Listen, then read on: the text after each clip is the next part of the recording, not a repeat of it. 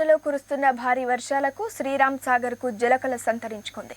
ఎగువ భాగం నుండి భారీగా వరద నీరు వచ్చి చేరడంతో 2 రోజుల వ్యవధిలోనే 6 టీఎంసీల నీరు ప్రాజెక్టులోకి వచ్చింది.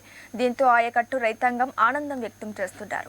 బంగాళాఖాతంలో ఏర్పడ్డ అల్పపీడన ప్రభావంతో 2 రోజుల పాటు భారీ వర్షాలు కురిసే అవకాశం ఉందని చెప్పడంతో ఖరీఫ్ సాగు గట్టెక్కినట్టేనని భావిస్తున్నారు. ఉత్తర తెలంగాణ వరప్రదాయిని శ్రీరామ్ సాగర్కు జలకళ సంతరించుకుంది. వర్షాకాలం ఆరంభమైన నాటి నుంచి రైతులు ఆకాశం వైపు ఆశగా వర్షం కోసం ఎదురుచూశారు. చివరికి నైరుతి రుతుపవనాలు తోడు అల్పపీడన ప్రభావం ఉపరితల ద్రోణి తోడు కావడంతో వర్షాలు విస్తారంగా కురిశాయి. జూలై చివరి వారంలో కురిసిన వర్షాల వల్ల ప్రాజెక్టుకు ఎలాంటి వరద నీరు రాలేదు. అదే సమయంలో ఆగస్టు మొదటి వారంలో కురిసిన వర్షంతో ఒక్కసారిగా శ్రీరామ్ సాగర్లోకి 11 టీఎంసీల నీరు చేరింది.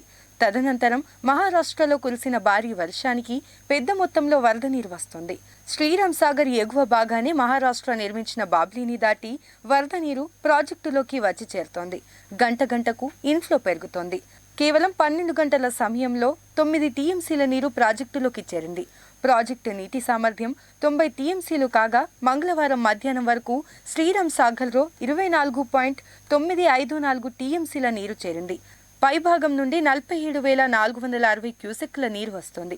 ఇది మరింత పెరిగే అవకాశం ఉందని ప్రాజెక్టు అధికారులు వెల్లడించారు.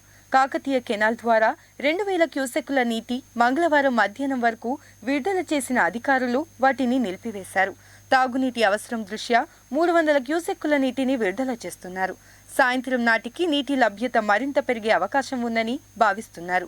మొత్తం మీద ప్రాజెక్టులోకి ఆశించిన మేర వరద నీరు వచ్చి చేరడంతో రైతులు ఆనందం వ్యక్తం చేస్తున్నారు. యాసంగి పంటకు ప్రాజెక్టు నీరు అందుతుందని భావిస్తున్నారు.